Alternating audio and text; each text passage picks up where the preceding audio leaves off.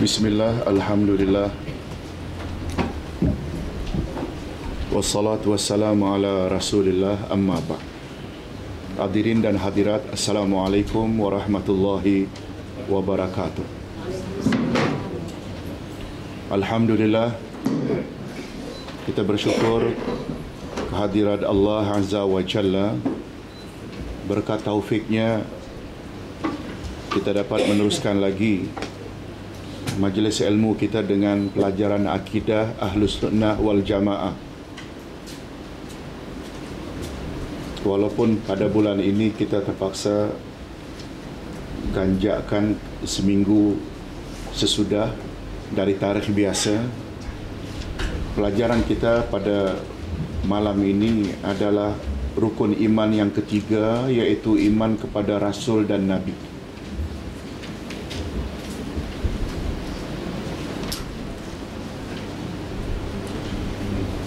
Hadirin dan hadirat, sebagaimana kita sama-sama maklum, rukun iman ada 6. Pertama, iman kepada Allah. Yang kedua, iman kepada malaikat. Kedua-dua rukun iman ini kita telah bahas dengan detail. Malah ketika membahas iman pada Allah, kita juga telah bahas tentang sifat-sifat Allah dan nama-nama Allah.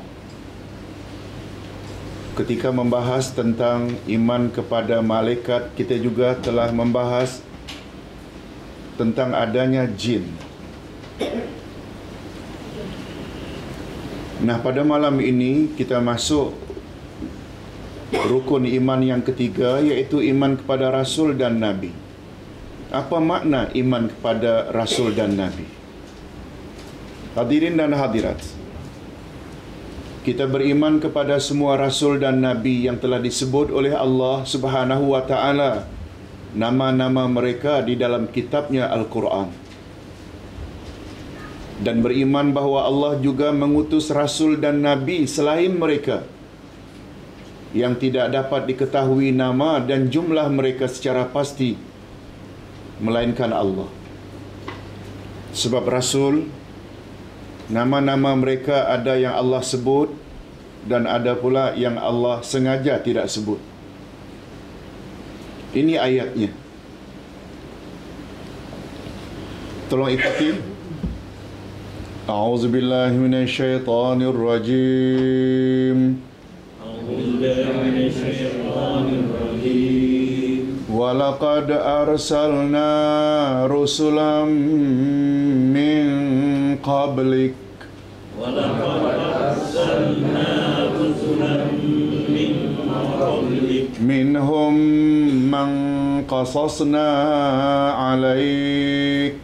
Minhum man qasasna alaik. Wa minhum lam naqsus alaik. Wa minhum man lam naqsus alaik. Sesungguhnya telah kami utus beberapa orang rasul sebelum kamu. Di antara mereka ada yang kami ceritakan kepadamu, dan di antara mereka ada pula yang tidak kami ceritakan kepadamu. Jelas dari ayat bahawa Rasul itu banyak. Sebahagiannya disebut oleh Allah nama-namanya dan sebahagian tidak disebut.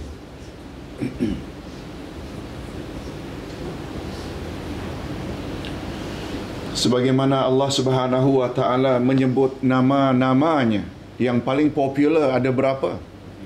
Al-Asma'ul Husna, 99. Tapi apakah itu bermakna nama Allah hanya 99? Tidak. Nama Allah lebih dari itu.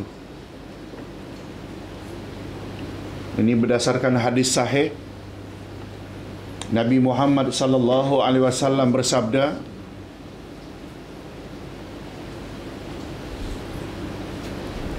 Allah memiliki 99 nama, yakni 100 kurang 1. Siapa yang menghafalnya masuk syurga. Memang dalam hadis itu disebut nama Allah ada 99. Tapi ia tidak memberi makna nama Allah hanya 99. Apa sebab? Sebab dalam hadis tersebut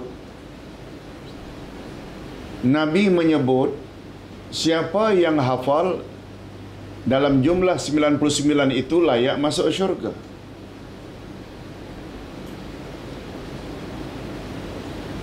Kata ulama hadis dan ulama akidah, hadis itu tidak menyebut tentang nama Allah hanya 99. Seperti contohnya, A telah memperuntukkan RM500 untuk bantuan gempa bumi di Yogyakarta. Inilah uang sejumlah RM500 dari si Fulan untuk bantuan mangsa gempa bumi di Yogyakarta. Ayat tersebut tidak menyatakan bahawa A memiliki hanya RM500. 500 itu A sengaja peruntukkan untuk bantuan. Tidak bermakna harta A hanya 500. Dapat faham? Ulama hadis mengulas hadis itu, siapa yang hafal 99 layak masuk syurga. Tidak bermakna nama Allah hanya 99. Ini dikuatkan lagi oleh doa Nabi dalam bacaan bila gundah, resah, murung, kata Nabi, baca doa ini. Antara lain doa itu berbunyi, Ya Allah, aku bertawassul denganmu. Aku bertawassul kepadamu melalui nama-namamu yang engkau turunkan dalam Al-Quran. Dan aku bertawassul kepadamu melalui nama-namamu yang engkau sebut kepada nabimu. Dan aku juga bertawassul kepadamu melalui nama-namamu yang engkau simpan di dalam khazanah rahasia yang ada di sisimu.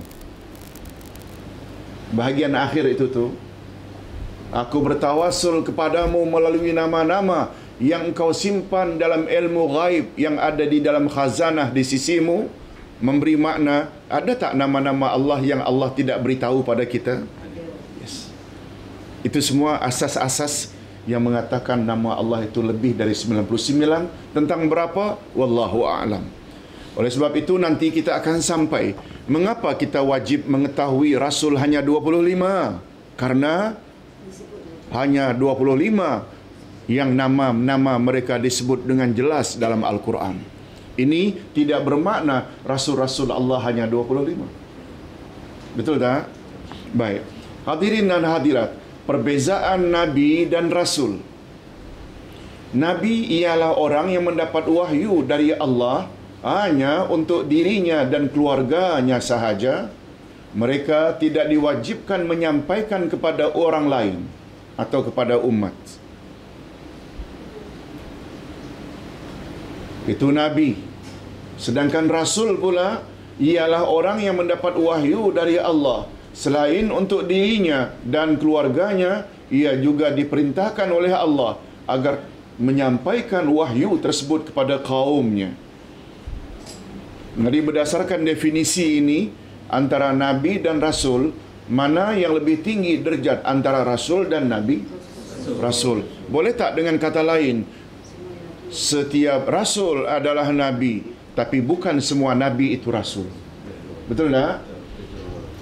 Kesimpulannya, semua Rasul adalah Nabi, tapi tidak semua Nabi menjadi Rasul. Oleh itu, derajat Rasul adalah lebih tinggi dan lebih mulia jika dibandingkan dengan derajat Nabi sahaja. Baik, kita teruskan. Para Nabi dan Rasul yang wajib diketahui.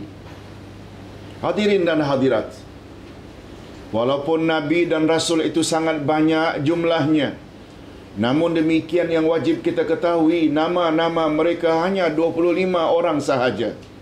Hal ini disebabkan karena hanya 25 orang Nabi dan Rasul sahaja yang disebutkan nama-nama mereka di dalam Al-Quran.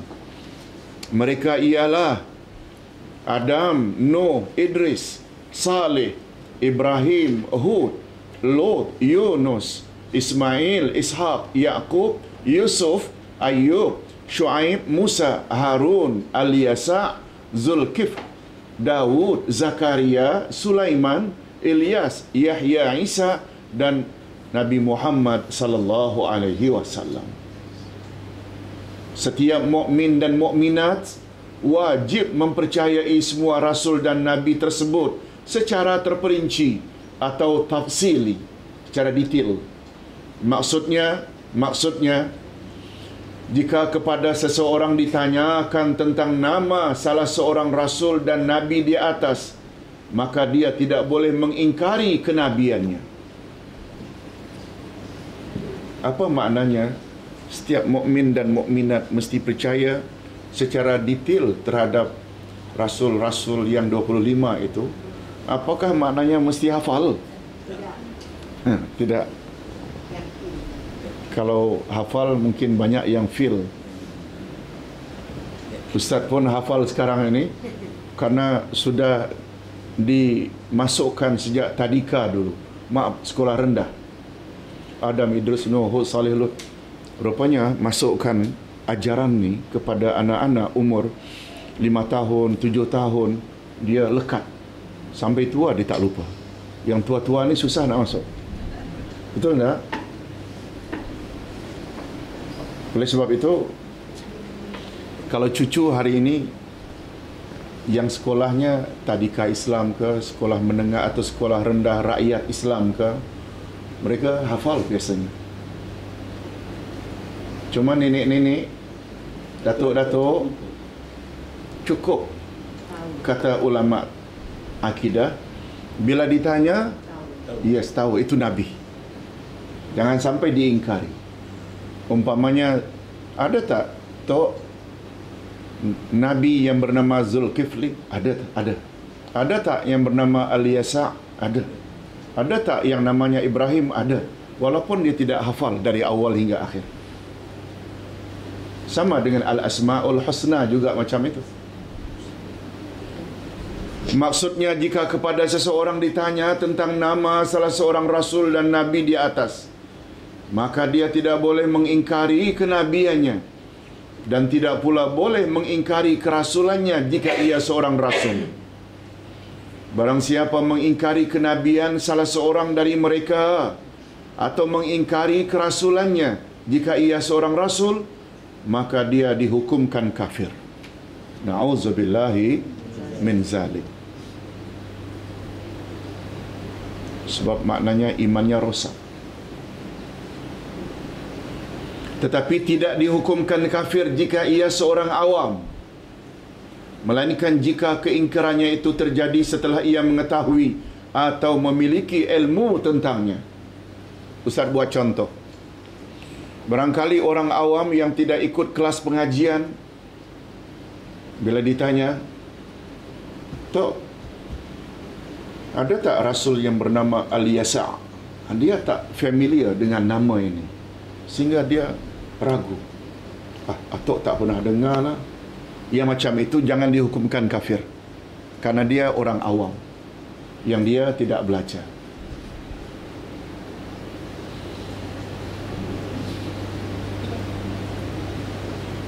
Adapun para nabi dan rasul yang tidak diceritakan oleh Al-Quran kepada kita tentang nama-nama mereka, maka kita hanya diperintahkan agar mempercayai atau mengimaninya secara garis besarnya sahaja atau ijmali, global. Umpamanya sudah memadai jika dikatakan apakah apakah Rasul itu jumlahnya hanya 25? Kita jawab, tidak, lebih dari 25. Mengapa kita wajib hanya 25? Karena hanya 25 namanya tertera dalam Al-Quran. Selain 25 ada tak? Ada. Berapa jumlah mereka? Wallahu a'lam. Dah memadai dah. Maknanya kita tidak mengingkari walaupun nama-nama mereka tidak disebut di dalam Al-Quran. Hadirin dan hadirat, siapakah ulul azmi? Asal perkataan al-azmi adalah kesungguhan atau keteguhan hati. Ulul azmi, orang yang ada azam. Apa makna azam? Keteguhan hati, kesungguhan. Betul tak? Salah satu daripada syarat tobat nasuha yang macam Ustaz baca tadi, wahai orang-orang yang beriman, tobatlah kamu dengan tobat nasuha. Syarat tobat nasuha, bila dosa kita kepada Allah, umpamanya minum arak, berjudi, berzina, ada berapa syaratnya baru Allah terima tobatnya? 3. Dan tobat itu namanya tobat nasuha. Yang pertama, iqla', maknanya tinggalkan dosa tersebut.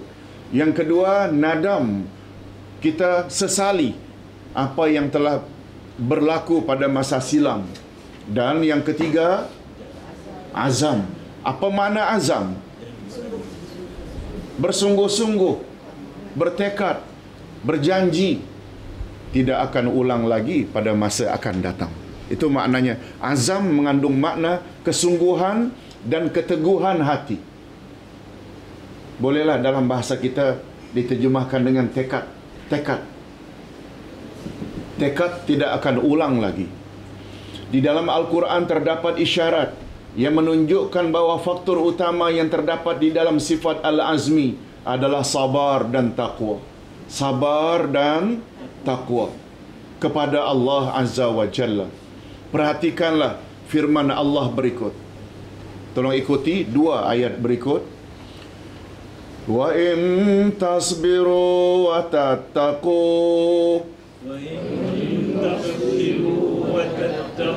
fa inna dzalika min azmil umur.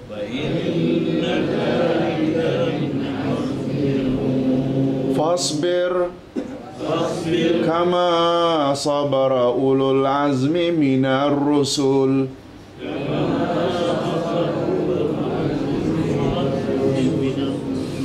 Jika kamu bersabar dan bertakwa, maka sesungguhnya yang demikian itu termasuk urusan yang patut diutamakan.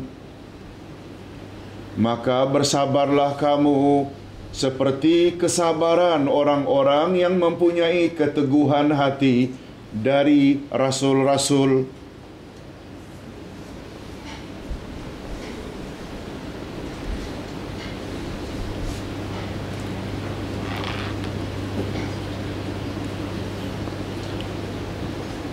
Keteguhan hati sangat mustahak untuk membolehkan kita jadi insan yang bebas dari kerugian. Ustaz, apa kaitannya Ustaz? Boleh Ustaz melencong sedikit?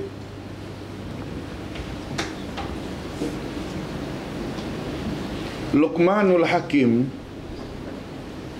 semua kita tahu nama itu. Namanya Luqman. Dia kacukan Mesir sama Sudan. Tapi dia lebih berat kepada rupa Sudan. Hitam dan orangnya tidak handsome. Tapi ilmunya dalam. Dia hidup di zaman siapa? Di zaman Nabi Daud. Nabi Daud ini di antara Nabi Musa dengan Isa.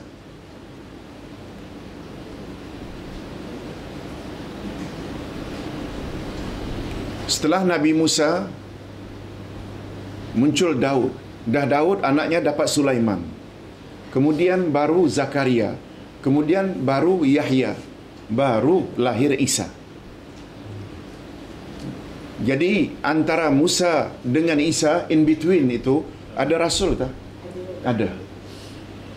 Di zaman Nabi Daud, ada manusia yang sangat bijak, namanya Luqman.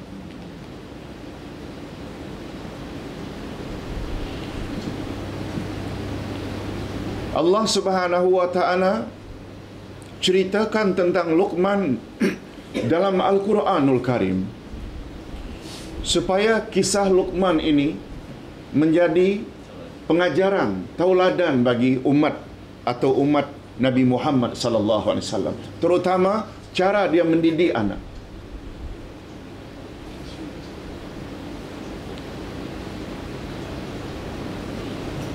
Kalau kita lihat ayat 13 surat Luqman, Ustaz singkatkan saja. Luqman pertama-tama mendidik anaknya, ya bunayya la tusyrik billah inna syirka la zulmun azim. Wahai anak, jangan buat syirik. Sesungguhnya syirik itu adalah zalim yang amat besar. Satu. Ayat-ayat berikutnya, ya bunayya. Apa makna ya bunayya? Wahai anak. Wahai anak, aqimis salah. Dirikan salat.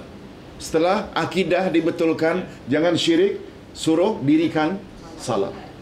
Wa'mur bil ma'ruf wanha 'anil munkar. Ajak orang buat kebaikan, cegah orang buat munkar. Wasbir 'ala ma asabak. Bersabarlah nak terhadap apa yang menimpa kamu. Inna dzalika min azmil umur. Itu semua adalah perkara besar. Azmil umur, ada kata azam.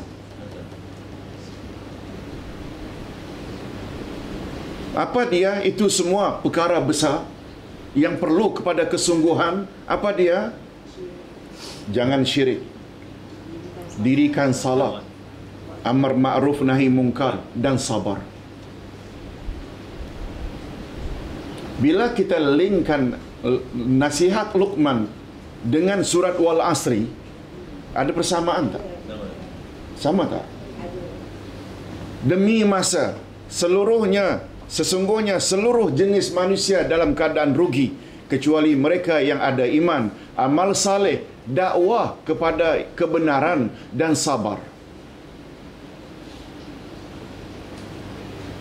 Surat Wal Asri menggunakan istilah ingin bebas dari rugi mesti ada iman. Luqman gunakan istilah jangan buat syirik. Sama tak? Sama. Jangan buat syirik sama tak dengan makna milikilah iman yang mantap? Sama. Sama. Wal Asri menyebut syarat kedua supaya bebas dari rugi, amal saleh. Luqman gunakan istilah dirikan salat. Betul tak salat kemuncak amal saleh? Betul. Wal Asri gunakan istilah berpesan-pesanlah dengan kebenaran, iaitu dakwah. Luqman gunakan istilah amar ma'ruf nahi munkar, ajak orang buat baik, cegah orang buat jahat. Betul tak konten utama dakwah adalah amar ma'ruf nahi munkar? Betul. Wal Asri menggunakan istilah watawasau bisabri, berpesanlah dengan penuh kesabaran. Luqman gunakan istilah bersabarlah nak. Boleh tak Ustaz simpulkan bahawa kesimpulan pendidikan Luqman Al-Hakim ialah agar anaknya jangan jadi orang yang rugi? Betul tak? Lihat, bila kita tengok macam mana pengajaran Islam, tapi hari ini kita tengok pendidikan banyak cenderung kepada barat. Teori barat. Kadang-kadang yang ini ni kurang diambil kira. Kita sebenarnya umat Islam, kita sudah ada sistem sendiri. Betul tak? Macam mana kita nak didik anak tanpa kita ketepikan masalah akademik. Tapi kalau tumpukan akademik yang ini kita tak, macam mana nanti nak jawab di dalam kubur? Man rabbuka wa man nabiyuka. Betul tak? Yang akan ditimbang ini nanti. Ini dia. Bila kita cuma ustaz nak ambil sempena apa? Inna zalika min azmil umur. Iman yang mantap, dirikan salat, dakwah, amar ma'ruf nahi munkar, dan sabar, semuanya itu tidak akan tercapai tanpa kesungguhan. Itu azmil umur. Ini bukan hanya untuk kanak-kanak. Kita yang sudah lanjut usia juga sama tak prinsipnya? Mesti miliki yang empat itu. Barangkali Ustaz kira tak keterlaluan kalau Ustaz katakan sisa hidup kita menjelang mati adalah dalam usaha kita untuk melengkapi yang 4 itu. Iman, amal saleh, dakwah dan sabar. Betul tak? Agar kita menemui Allah tidak dalam keadaan rugi. Inilah di antara majlis-majlis macam ini, boleh tak dikatakan tak memperkemas yang itu tu? Yes. Terutama dalam bab iman, kita bawalah akidah. Dalam bab amal pula, belajarlah fiqh dan lain-lain. Bapa-bapa dan ibu-ibu, ini sekedar selingan. Ustaz kira juga ada faedah untuk kita beringat-ingat. Baik.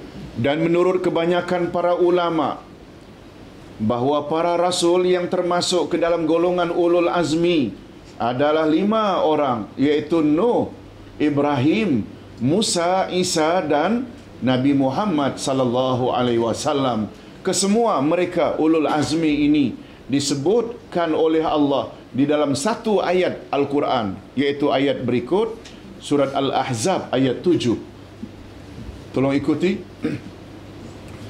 وَإِذْ أَخَذْنَا مِنَ النَّبِيِّينَ مِيثَاقَهُمْ وَإِذْ أَخَذْنَا مِنَ النَّبِيِّينَ مِيثَاقَهُمْ وَمِنْكَ وَمِنْ نُوحٍ وَإِبْرَاهِيمَ وَمِنْكَ وَمِنْ نُوحٍ وَإِبْرَاهِيمَ وَمُوسَى وَعِيسَى بْنِ مَرْيَمَ وَمُوسَى وَعِيسَى بْنِ مَرْيَمَ وَأَخَذْنَا مِنْهُمْ مِيثَاقًا غَلِيظًا وَأَخَذْنَا مِنْهُمْ مِيثَاقًا غَلِيظًا.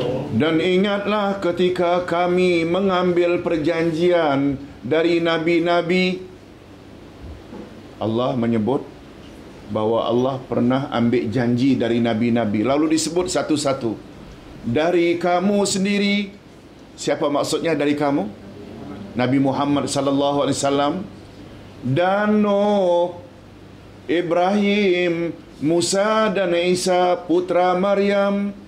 Dan kami telah mengambil dari mereka perjanjian yang teguh. Jadi ada berapa nabi dalam ayat ini? 5. Yang disebut namanya dengan jelas ada 4. Tetapi 1 secara tersirat, iaitu dari engkau. Tentu saja karena Al-Quran diturunkan kepada Nabi Muhammad, maksudnya adalah Nabi Muhammad sallallahu alaihi wasallam. Hadirin dan hadirat, kalau tadi kita telah katakan antara Nabi dan Rasul yang lebih tinggi derajatnya adalah Rasul, setuju tak kalau Ustaz katakan bahawa dari kalangan Rasul pun ada yang punya taraf yang tinggi, iaitu 5 yang bergelar apa tadi? Ulul Azmi. Kalau Ustaz boleh tambah sedikit, Ulul Azmi dinamakan Ulul Azmi karena merekalah rasul-rasul yang paling banyak diuji oleh Allah. Nabi Nuh berdakwah 950 tahun siang malam. 950 tahun siang malam. Pengikutnya 83 orang saja. Nabi Ibrahim, Nabi kedua Ulul Azmi, dilempar dalam api oleh Raja Namrud. Disuruh Allah sembelih dengan tangan sendiri anak ketika itu satu-satunya yang bernama Ismail. Betul tak itu ujian yang luar biasa? Begitu juga Nabi Musa akan dibunuh, dikejar oleh Fir'aun. Begitu juga Nabi Isa juga akan dibunuh sehingga diangkat oleh Allah ke langit. Dan Nabi Muhammad sallallahu alaihi wasallam pun juga tidak kurang. Jadi ada berapa semua jumlah ulul azmi? 5. Oleh sebab itu, hadirin dan hadirat, pengajaran yang dapat kita ambil bila kita diuji oleh Allah, jangan menggelabah, jangan panik.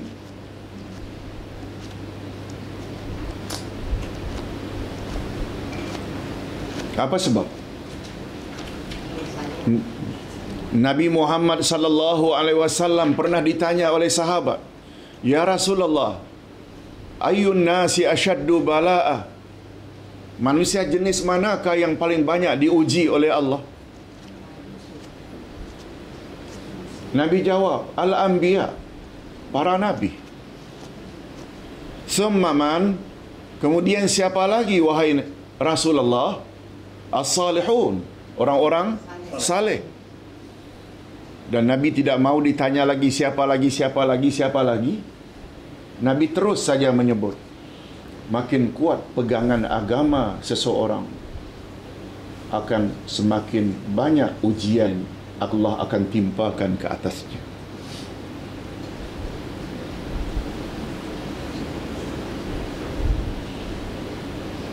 Ustaz kira masyarakat kita punya persepsi lain. Ustaz tak kata semua. Majoriti masyarakat menilai bila seseorang itu ditimpa musibah demi musibah, mesti mereka menilai itu orang tak baik. Hadirin dan hadirat, bilalah kaedah atau persepsi macam itu diberlakukan, diterima, maknanya para nabi lah orang yang paling tak baik. Betul tak?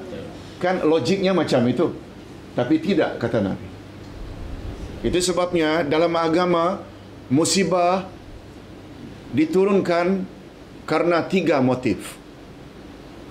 Motif musibah, ujian, dugaan ditimpa oleh Allah ke atas seseorang.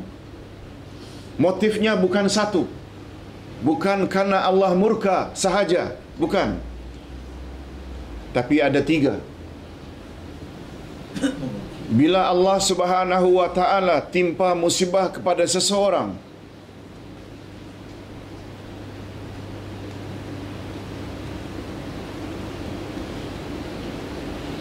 motifnya karena ingin menguji kekuatan iman orang itu, musibah itu namanya musibatul bala. Musibatul bala. Apa makna bala? Ya, bala. Pak Haji Abdul Rahman jawab, bala. Memang. Hadirin dan hadirat, bala maknanya ujian, bukan bencana. Bencana itu musibah. Bala maksudnya apa tadi? Ujian, dugaan. Apa sebab bala dikatakan maknanya ujian? Sebab bala atau ujian kadang-kadang boleh dalam bentuk kesusahan, kadang-kadang boleh dalam bentuk kesenangan. Betul tak? Allah bukan hanya uji karena rumahnya terbakar, kebunnya banjir sehingga semua bunga-bunga atau putik berguguran. Musibah atau bala bukan hanya itu.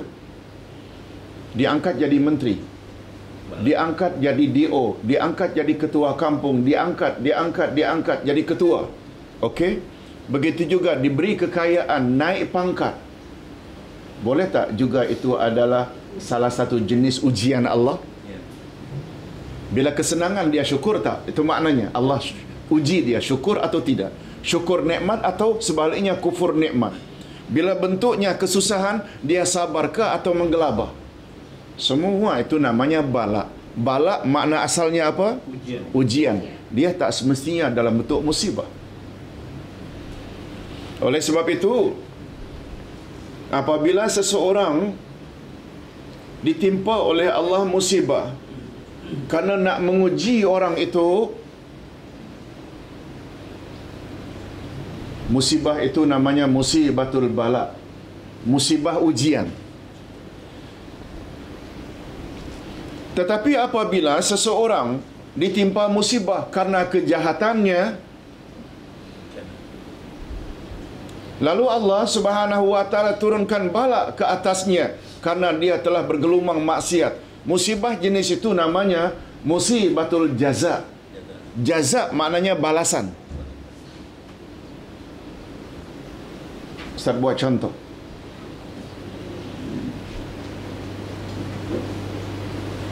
Ketika remaja dulu suka meninggi suara pada mak bapak.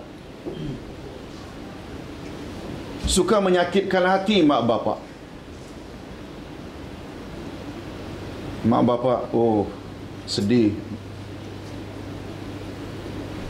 Besar kemungkinan nanti bila dah dewasa, dah berkeluarga, anaknya pula buat macam itu pada bapaknya. Yang dulu pernah menyakitkan hati mak bapaknya, sekarang giliran anaknya pula menyakit hatinya. Itu namanya musibatul jaza. Allah balas. Yang pertama tadi musibah bala, musibah ujian. Yang kedua musibah balasan. Dan yang ketiga,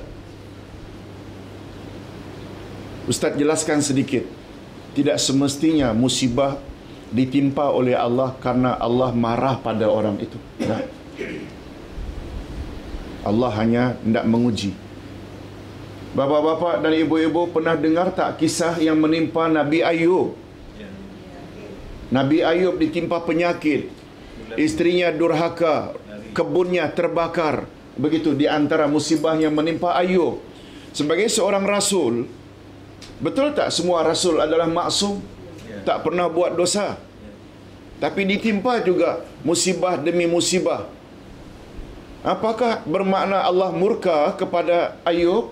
Tak. Itu namanya musibatul bala. Musibatul bala. Musibah ndak uji. Dan yang paling tinggi dari musibah-musibah ini ada musibah yang ketiga, namanya musibatul tarbiyah. Musibah demi musibah karena Allah hendak didik supaya kelak menjadi orang yang cekal dalam memimpin. Ini majoriti rasul. Itu sebabnya maka Nabi tadi jawab, orang yang paling banyak diduga oleh Allah adalah para nabi, para rasul, karena Allah hendak didik supaya mereka jadi orang yang cekal bila berhadapan dengan karenah umat. Itu sebabnya tidak semestinya bila musibah bala menimpa kita itu bermakna Allah benci pada kita. Hadirin dan hadirat rahimakumullah.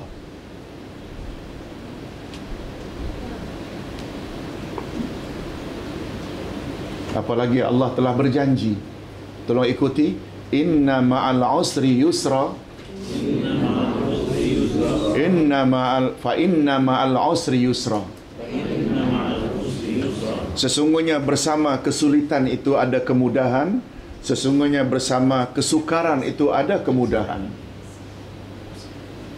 Ustaz tertarik kata-kata Perdana Menteri Britain yang ditulis dalam satu makalah baru-baru ini. Winston Churchill kan namanya. Ada nama itu. Kata beliau, walaupun ini orang kafir, tapi bagus untuk kita jadikan pengajaran. Orang yang pesimis selalu nampak kesukaran dalam setiap peluang, sementara orang yang optimis selalu nampak peluang dalam setiap kesukaran. Ustaz ulang. Orang yang pesimis, orang yang tidak kuat semangat, bila dia ditimpa oleh kesukaran,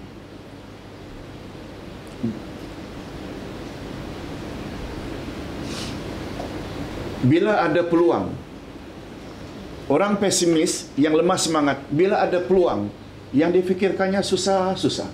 Susah-susah. Itu maksudnya. Orang yang pesimis, dia hanya nampak kesukaran dalam setiap peluang. Tapi orang yang optimis, iaitu orang yang berjiwa besar, dia senantiasa nampak peluang di dalam setiap kesukaran. Betul, dalam bulan Ramadan kita sukar, tak minum, tak makan, menahan segala-galanya. Tapi bagi orang yang beriman, betul tak itu peluang keemasan? Lebih-lebih bagi 10 terakhir Ramadan, Lailatul Qadar. Betul tak? Dia tidak melihat alah ngantuk lah. Tak. Dalam ngantuk itu dia melihat peluang untuk mendapat ganjaran lebih baik daripada 80 tahun beribadat. Dapat faham? Itu maksudnya. Walaupun ini datang jadi orang kafir, saya kira ada betul tak? Sesuai dengan kehendak ayat. Oleh sebab itu,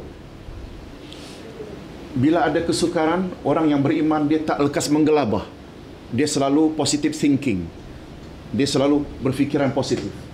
Oh, ini ada dugaan ini, maknanya tak lama lagi mesti ada rezeki lah ni. Dia akan ke situ. Bukan dia melihat kesukaran. Tak. Baik. Hadirin dan hadirat rahimakumullah. Jadi berapa jumlah rasul yang kita wajib ketahui? Mengapa 25? Hanya 25 yang tertera dalam. Dari 25 itu pula yang topnya ada berapa? 5 yang bergelar ulul azmi. Nama-nama mereka: pertama Nuh, yang kedua Ibrahim, Musa, Isa, dan Nabi kita Nabi Muhammad sallallahu alaihi wasallam. Tugas utama para rasul. Tugas utama para rasul. Sungguh banyak tugas para rasul yang diutus oleh Allah kepada makhluknya. Dan di antara tugas mereka yang paling utama ialah: pertama, tabsyir dan inzar. Tabsyir dan inzar. Maksudnya menyampaikan berita gembira, iaitu tabsyir kepada umatnya akan keredaan Allah, ganjaran pahala dan syurga sekiranya mereka beriman kepada Allah dan Rasulnya serta mematuhi mereka. Itu namanya tabsyir, menyampaikan berita gembira. Dan juga menyampaikan peringatan atau inzar kepada umatnya akan kemurkaan Allah, siksaan dan neraka jika mereka ingkar dan berbuat maksiat. Allah berfirman dalam hal ini dalam surat Al-An'am ayat 48-49, "Wa ma nursilul mursalina illa mubashshirina wa munzirin."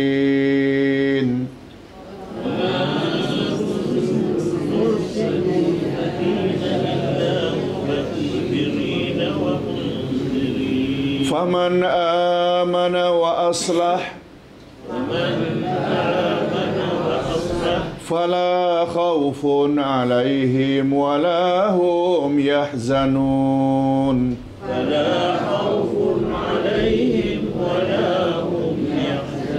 Wallazina kafaru biayatina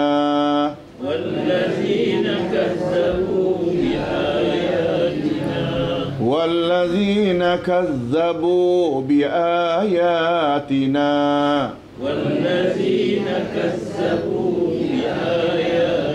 يمسهم العذاب بما كانوا يفسقون.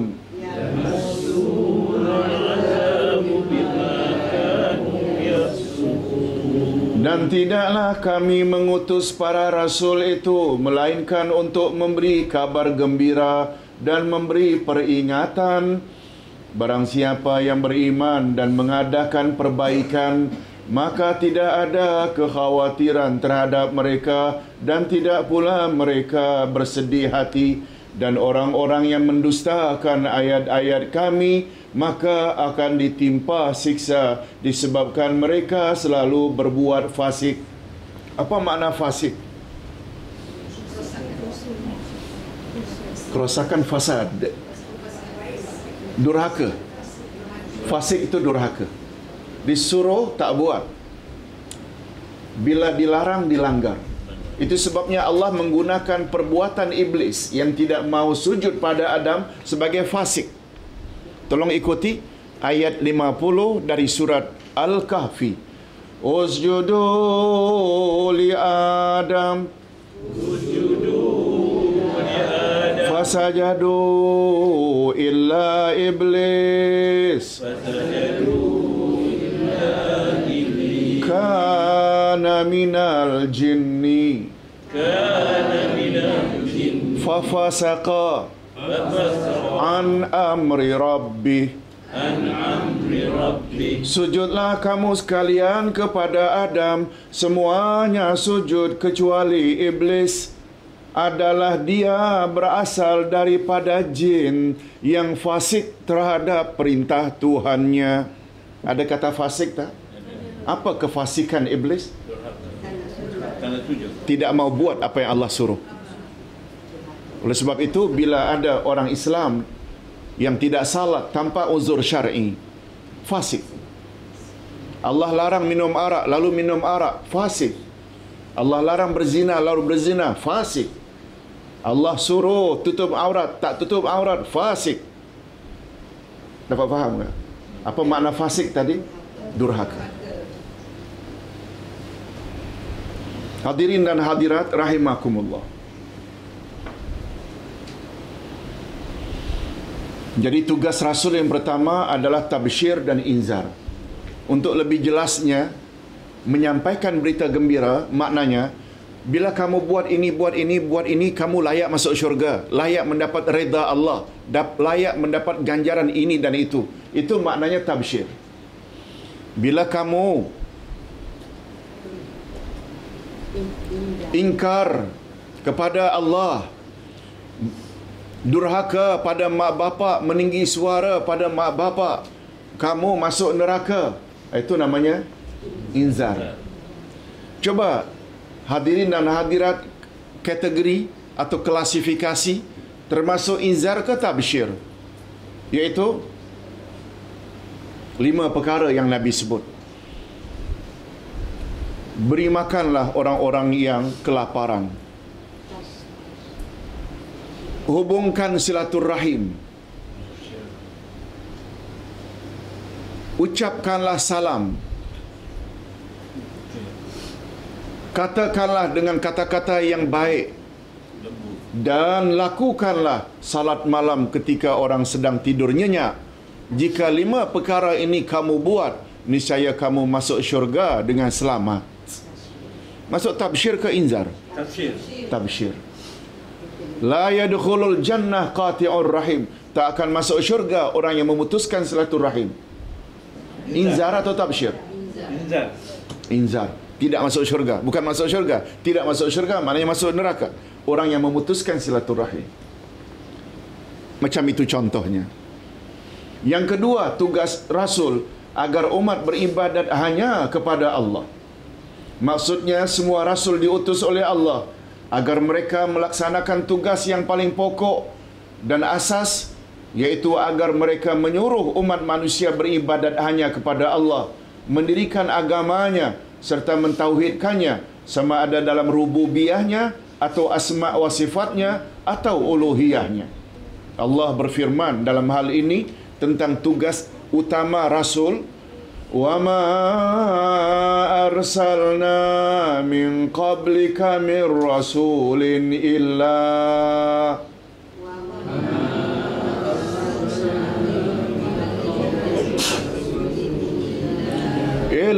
nuhi ilaih annahu la ilaha illa ana fa'budun.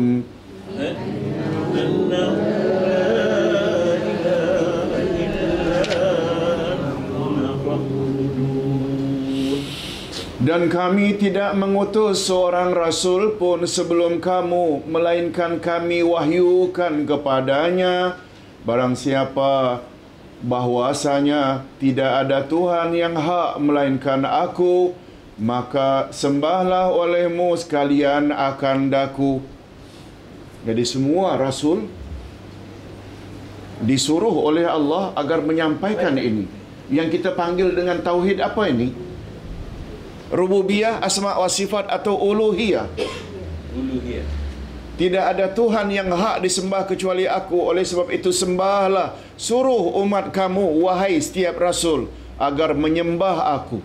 Tauhid apa namanya? Uluhiyah. Uluhiyah. Atau nama lainnya tauhid ibadah. Jangan lupa. Sebab tauhid rububiyah, siapa yang cipta langit, siapa yang mematikan, menghidupkan, rasul tak payah beritahu.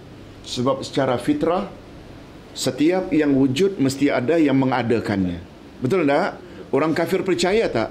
Walaupun mereka tidak menyembah Allah, percaya tak langit bumi mematikan dan menghidupkan itu otoriti Allah? Percaya.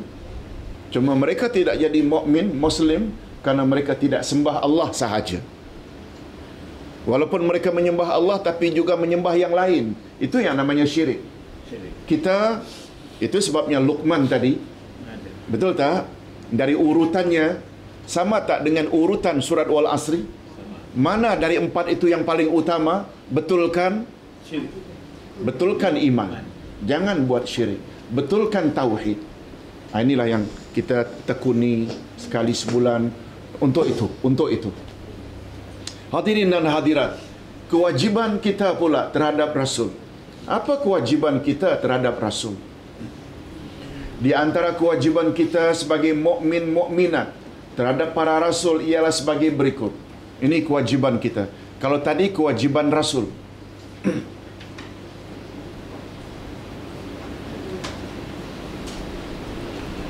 Yang pertama, membenarkan semua rasul. Setelah beriman kepada para rasul dan kerasulan mereka, maka kita mestilah membenarkan semua mereka tanpa membezakan antara satu rasul dengan rasul yang lain. Kita tak boleh beza-bezakan. Barang siapa yang beriman kepada sebahagian rasul dan mengingkari sebahagian rasul yang lain, atau membenarkan sebahagian mereka dan mendustakan sebahagian yang lain, maka kafirlah mereka berdasarkan keterangan nas dari Al-Quran. Allah Subhanahu wa ta'ala berfirman dalam hal ini, Innal ladzina yakfuruna billahi wa rusulih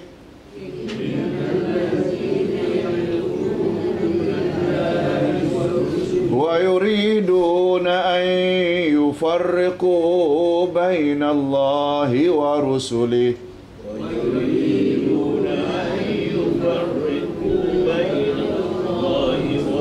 wa yaquluna nu'minu bi ba'din wa nakfuru bi ba'd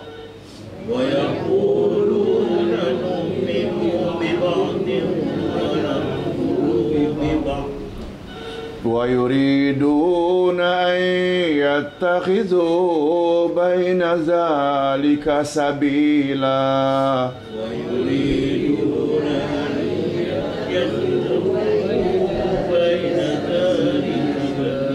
ulaika humul kafiruna haqqan.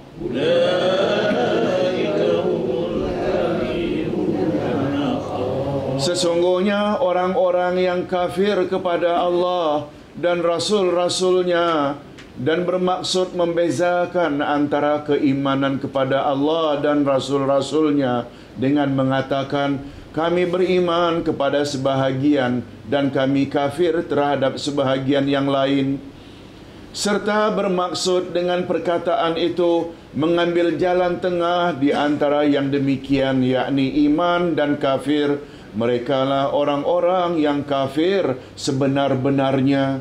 Ulaika umul kafiruna haqqa. Itulah dia kafir yang hakiki. Ustaz boleh buat contoh. Yahudi, Bani Israel Yahudi beriman tak kepada Nabi Musa? Beriman. Beriman tak kepada nabi-nabi sebelumnya, iaitu Yusuf, Yaqub, Ishaq, Ismail, Ibrahim, Nuh, Adam. Yahudi percaya tak? Percaya. Semua rasul-rasul sebelum Musa, semua mereka percaya. Begitu datang kemudiannya Nabi Isa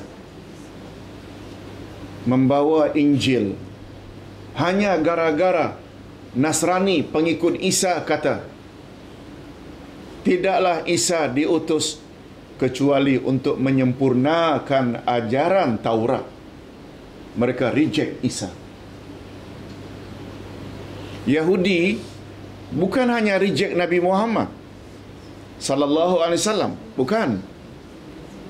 Mereka juga reject Isa walaupun Isa itu juga Bani Israel. Karena apa? Hanya ada ayat, tidaklah Isa diutus kecuali untuk menyempurnakan ajaran Taurat. Itu memberi makna tersirat, ajaran yang dibawa oleh Musa dan Taurat kurang sempurna. Mereka tak boleh terima hakikat ini. Sebab mereka pernah tak declare sebagai umat yang terbaik.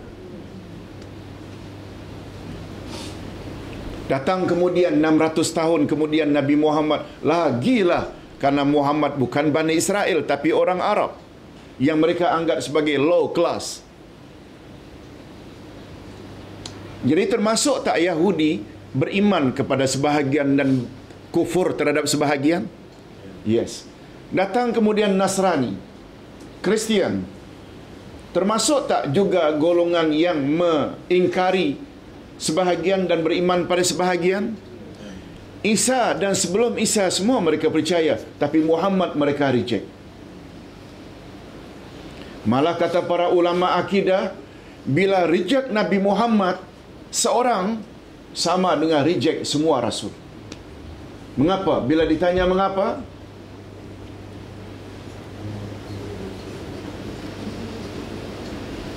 Jawabannya, semua rasul sejak Nabi Nuh lagi, Nabi Ibrahim, Nabi Musa, Nabi Isa, Nabi sampai Nabi Isa, semuanya menjanjikan pada umat kelak akan datang rasul akhir zaman yang sifatnya sekian. Memberi isyarat siapa itu? Nabi Muhammad. Oleh sebab itu, bila Nabi Muhammad mereka reject, sama tak dengan reject semua nabi-nabi sebelumnya? Itu maksudnya. Sebab Nabi Muhammad adalah penghulu semua nabi dan semua rasul. Oleh sebab itu, hadirin dan hadirat, walaupun kita tidak suka dengan Yahudi hari ini, walaupun kita anti dengan Nasrani hari ini, walaupun kita berkeyakinan ajaran Yahudi dan Nasrani sudah tidak original lagi hari ini, jangan sampai kita tak percaya Musa dan Isa. Sama halnya nanti, jangan sampai tak percaya ada Taurat dan Injil. Tentang yang ada pada hari ini tidak asli lagi, itu bab lain. Tapi betul tak kepada Musa pernah diturunkan Taurat? Pernah tak kepada Isa diturunkan Injil? Yes. Jangan sampai kita menafikan Musa dan Isa karena kebencian kita kepada ahli kitab Yahudi dan Nasrani. Itu maknanya kita tak boleh membeza-bezakan. Cuma kalau Ustaz boleh tambah di sini sedikit.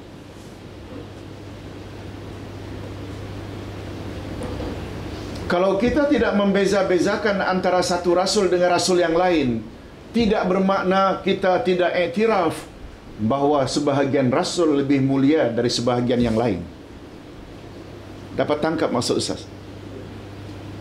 Kita percaya tak bahawa sebahagian rasul ada kelebihan yang tidak ada pada rasul yang lain? Hatta Nabi Muhammad ada kekurangan dibanding dengan Nabi Sulaiman yang boleh memahami bahasa binatang, yang dapat kontrol angin dan jin. Betul tak? Nabi Muhammad tidak. Maknanya secara satu demi satu, boleh tak kita meyakini setengah rasul itu ada kelebihan yang tak ada pada rasul yang lain? Ayahnya Daud yang suaranya sangat merdu, bila dia berzikir pada Allah, burung yang sedang lalu pun akan berhenti macam helikopter, turut berzikir bersama Daud karena merdunya suara Daud. Nabi Muhammad tak pernah ada riwayat macam itu. Nabi Daud diberi oleh Allah kelebihan dapat melembutkan besi, sehingga baju besi itu berasal daripada zaman Nabi Daud. Dia boleh anyam besi untuk membuat baju besi. Daud ini punya kelebihan. Betul tak Nabi kita pun tak ada kelebihan macam itu? Ustaz ulang sekali lagi. Makna tidak boleh membeza-bezakan antara satu rasul dengan rasul yang lain tidak bermakna kita dibolehkan iktiraf akan kelebihan setengah rasul ke atas sesetengah rasul yang lain. Dapat faham maksudnya? Ya. Bapa-bapa dan ibu-ibu yang dihormati sekalian. Yang kedua, wajib taat dan patuh kepada mereka. Setiap umat mesti taat dan patuh kepada nabi dan rasul mereka. Setiap mukmin dan mukminat wajib mematuhi ajaran rasulnya dan dilarang menyalahinya. Sebab mematuhi rasul sebenarnya termasuk ke dalam mematuhi Allah. Demikian juga sebaliknya. Allah berfirman, "Man yuti'ir rasul faqad ata'a Allah." Man yuti'ir rasul faqad ata'a Allah. Wa man tawalla fama arsalnaka alaihim hafiza.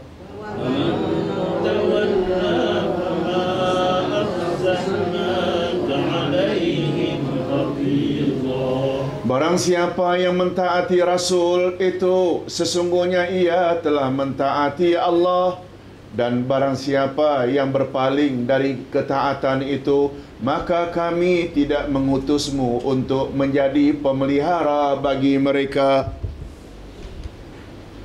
Rasul bila dah sampai, kalau ada yang patuh dari kalangan umat, alhamdulillah.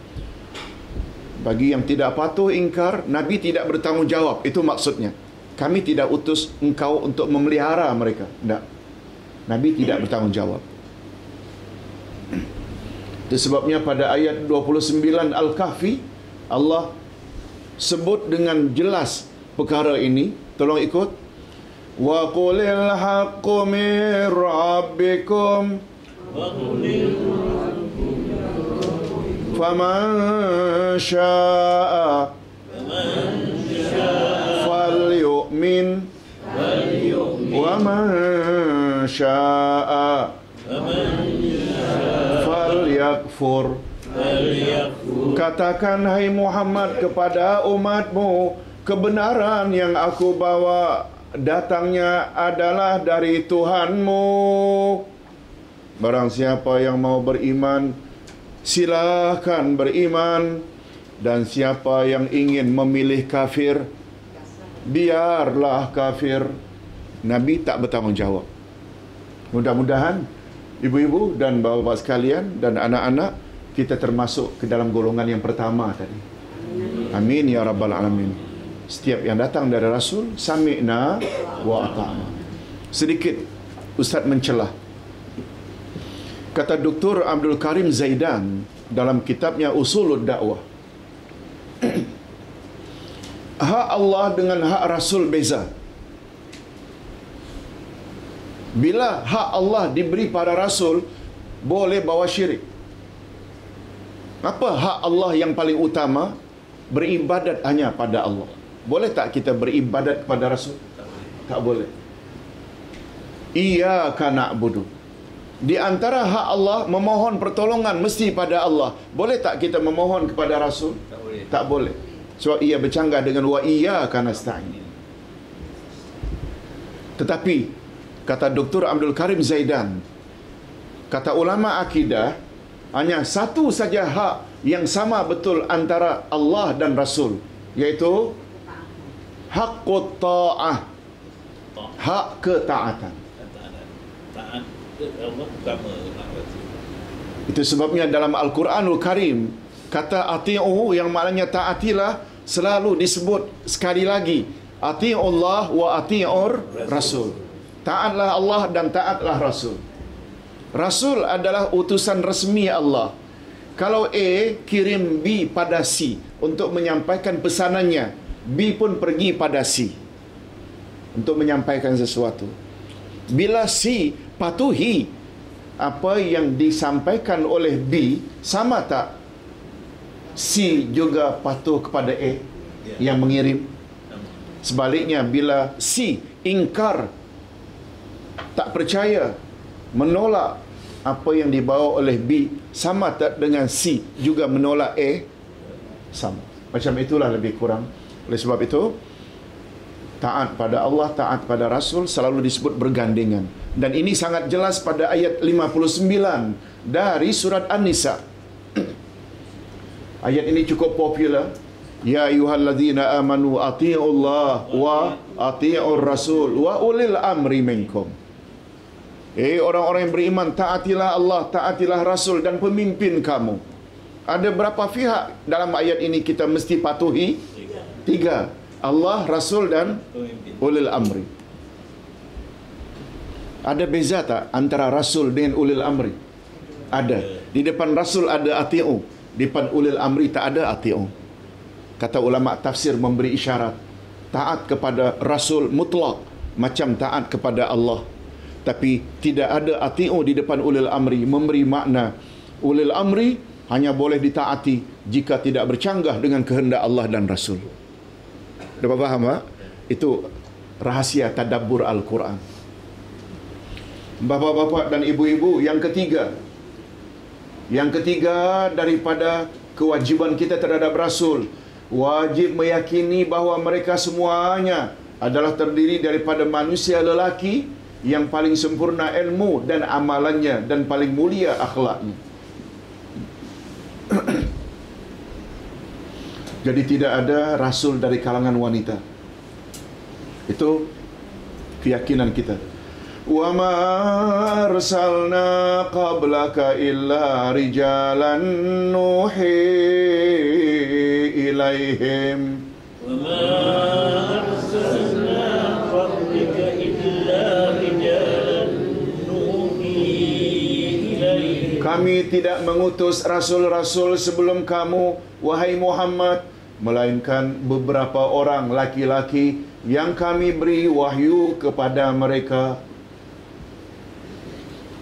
Yang keempat, wajib meyakini bahawa mereka tidak memiliki sedikit pun ciri-ciri khas ketuhanan. Rasul-rasul yang diutus oleh Allah sedikit pun tidak ada ciri-ciri ketuhanan. Mereka tidak memiliki manfaat dan mudarat. Sebab yang dapat memberi manfaat dan mudarat siapa? Allah sahaja. Rasul tidak. Serta tidak dapat memberi kesan melainkan dengan iradat atau kehendak Allah. Mereka juga tidak mengetahui perkara ghaib melainkan apa yang Allah kehendaki. Yang disebut dengan ghaib idafi. Ghaib ada berapa macam? 2. Ada ghaib hakiki dan ada ghaib idafi. Ghaib hakiki hanya Allah saja yang tahu. Setuju tak kalau Ustaz katakan Allah boleh beritahu kepada para rasul sebahagian perkara ghaib yang umat tak tahu? Boleh tak? Apa sebab? Karena para rasul terima wahyu. Terima wahyu. Oleh sebab itu, para rasul boleh mengetahui beberapa perkara ghaib. Atas sebab itu, ghaib terbagi 2, hakiki dan idafi. Tolong ikuti. Qul la amliku li nafsi naf'an wa la darran illa ma syaa Allah. Qul la amliku li nafsi naf'an wa la darran illa ma syaa Allah. Walau kuntu a'lamul ghaiba lastakthartu minal khair. Walau kuntu a'lamul ghaiba lastakthartu Wa ma massan yasu' wa ma massani as-su' in ana illa nadhirun wa bashirun liqaumin yu'minun. In ana illa nadhirun wa bashirun liqaumin yu'minun. Ketahuilah, aku tidak berkuasa menarik kemanfaatan bagi diriku dan tidak pula menolak kemudaratan kecuali yang dikehendaki Allah. Dan sekiranya aku mengetahui yang gaib, tentulah aku membuat kebaikan sebanyak-banyaknya dan aku tidak akan ditimpa kemudaratan. Aku tidak lain hanyalah pemberi peringatan dan pemberi berita gembira bagi orang-orang yang beriman. Siapa aku di sini? Allah. No. Aku tidak dapat memberi manfaat, aku tidak dapat menolak mudarat. Aku tak tahu perkara gaib. Nabi Muhammad sallallahu alaihi wasallam. Ini memberi isyarat atau menunjukkan bahawa apa? Rasul tidak dapat memberi kesan tanpa izin Allah. Atau dengan kata lain, para rasul itu tidak ada pada mereka ciri-ciri ketuhanan. Ini bercanggah tak dengan prinsip atau keyakinan orang-orang Nasrani terhadap Isa? Bercanggah tak? Bercanggah. Sebab mereka mendakwa Isa anak Tuhan. Pada Isa ada unsur ketuhanan. Oleh sebab itu, ayat yang paling jelas boleh kita lihat pada ayat 110 dari surat Al-Kahfi. Tolong ikuti. Selain Allah menyuruh Nabi Muhammad memberitahu kepada umat, aku manusia biasa. Cuma bezanya aku dapat wahyu. Namun demikian Tuhanmu tetap Tuhan yang Maha Esa. Tolong ikuti. Qul innama ana ana basyarum mislukum yuha ilayya annama ilahukum ilahu wahid. Katakan hai Muhammad kepada umatmu, aku adalah manusia biasa seperti kamu. Maksudnya, kamu makan, aku makan. Kamu tidur, aku juga tidur. Kamu kawin, aku juga kawin. Kamu punya zuriat, aku juga punya zuriat. Kamu sakit, aku juga sakit. Kamu mati, aku juga boleh wafat. Sama tak? Yuha ilayya, tapi bezanya aku denganmu, kepadaku diturunkan wahyu. Nah, satu lagi sambungan ayat, annama ilahukum ilahu wahid, Tuhanmu hanya Tuhan yang Maha Esa. Maksudnya, walaupun aku ini menerima wahyu, jangan kamu anggap pada diriku ada unsur ketuhanan macam orang Nasrani mendakwa Isa, macam orang Yahudi mendakwa Uzair. Tak. Dapat faham kan?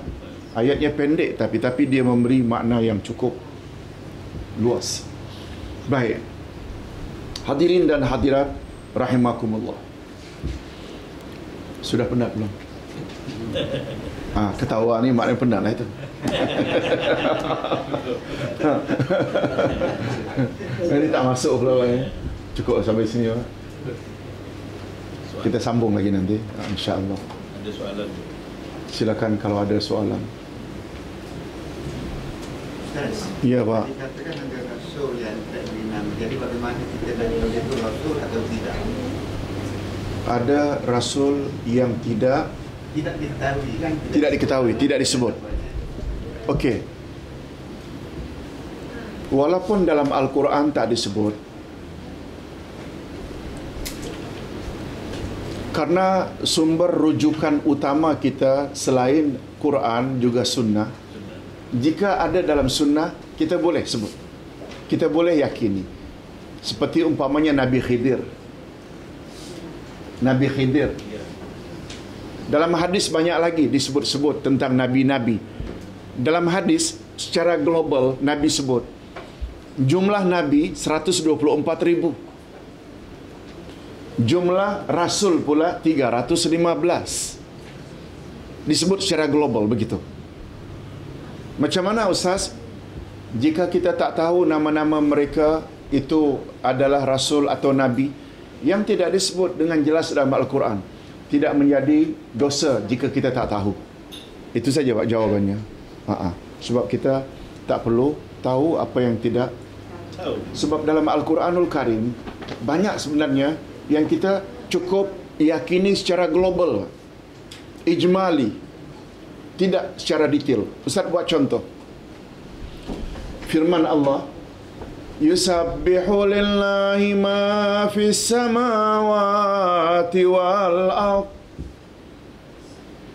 telah bertasbih mensucikan Allah segala makhluk di langit dan di bumi. Makhluk di langit, malaikat, awan, hujan, bulan, bintang, matahari. Makhluk bumi, daun-daun, pokok, batu, air. Kita percaya tak semuanya bertasbih mensucikan Allah? Macam mana mereka bertasbih? Tak payah tahu. Ini maksud Ustaz, iman secara global saja. Oh, kamu umat Muhammad bertasbih pada Allah macam mana? Oh, Nabi ada ajar. Ucap subhanallah, subhanallah. Yes, itu kita tahu. Daun bertasbih, ini tasbih tak tahu. Tapi kita mesti yakin tak mereka ada tasbih macam itu, ha? Lebih kurang macam Allah. Ya. Ceritakan bahawa Nabi Allah Musa belajar dengan seseorang. Ya, ya. Dan diajarkan itu Nabi Khidir. Khidir. Tapi kenapa tidak ada disebut nama Nabi Khidir itu di dalam surah Kahfi? Mengapa tidak disebut nama Nabi Khidir dalam surah Al-Kahfi? Ya. Itu disebut oleh Nabi Muhammad dalam hadis. Dalam hadis. Yes. Sebab ayat 44 An-Nahlu menyebut wa anzalna ilaikal wa inna anzalna ilaika dzikra litubayyana lin-nasi ma nuzila ilaihim. Kami turunkan kepada engkau Al-Quran, hai Muhammad, supaya kamu explain kepada manusia apa yang terdapat dalam Al-Quran. Oleh sebab itu, Allah hanya sebut aqimus salah. Allah tidak explain salat berapa kali, subuh zuhur berapa rakaat, betul tak? Tapi Nabi yang explain. Itu tugas Nabi. Itu sebabnya di antara tadi tugas Nabi itu menyampaikan berita gembira, explain, menjelaskan. Kita tak habis, nanti ada bahagian berikutnya. Ada tugas Nabi Muhammad secara khusus, iaitu menyampaikan, menjelaskan apa yang wa'atuz zakah. Allah hanya sebut keluarkan zakat. Apa yang patut dizakatkan, berapa peratus daripada harta tersebut yang perlu dizakatkan, kepada siapa kita mesti agih-agihkan. Banyaknya tertera di dalam hadis Nabi sallallahu alaihi wasallam. Oleh sebab itu, nama yang tidak disebut secara jelas, orang yang paling alim melebihi Nabi Musa itu diexplain oleh Nabi, namanya Khidir. Dan para sahabat pula explain lagi Khidir itu mengapa namanya Khidir, dari kata khadra, iaitu hijau. Sebab Nabi Khidir, akhdar maknanya hijau. Itu sebabnya dalam bahasa Arab, sayur mayur ini khadrawat, vegetables itu dalam bahasa Arab adalah khadrawat. Khadrawat dari kata khidir. Khidir diambil dari akhdar. Akhdar maknanya hijau. Betul tak sayur mayur itu hijauan? Mengapa dia dinamakan Khidir? Yang Khidir maknanya hijau. Sebab Nabi Khidir, setiap dia duduk, semua kawasan itu akan jadi bercahaya hijau. Bercahaya hijau. Itu asal usulnya. Macam mana? Bukan mukjizat. Ya, boleh dikatakan mukjizat. Cuma kelebihan Nabi Khidir. Bercahaya saja ataupun dia jadi hijau terus? Bercahaya. Begitu dia pergi, akan hilang hijau. Nabi Khidir, untuk pengetahuan kita, para ulama berbeza pendapat apakah dia Nabi atau bukan Nabi. Nah, kalau kita tidak luaskan, sebahagian ulama mengatakan dia bukan Nabi, dia hanya wali Allah. Alasan mereka, tidak pernah sekalipun dalam Al-Quran Allah menyebut Khidir itu sebagai Nabi, sebagaimana Nabi-Nabi yang lain disebut oleh Allah Nabiya.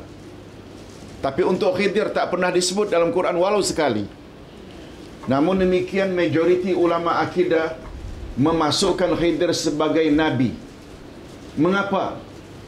Karena dia telah diberi wahyu oleh Allah. Kan banyak perkara yang membuat Musa tak sabar bertanya, mengapa bunuh budak kecil? Mengapa kamu rosakkan sampan? Mengapa kamu bantu menegakkan dinding orang yang tak mau menerima kamu sebagai tetamu? Nanti, kata Khidir. Kemudian Khidir pun explain satu demi satu mengapa dia berbuat begitu, dan Nabi Khidir buat statement, semua itu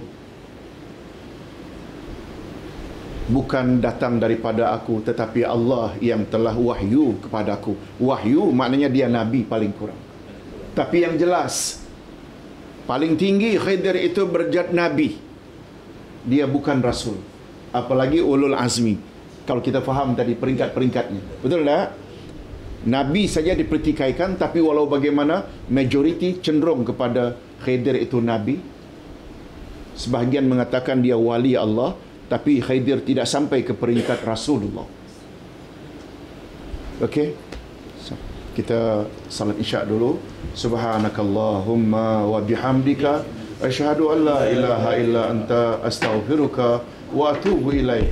Assalamualaikum warahmatullahi wabarakatuh.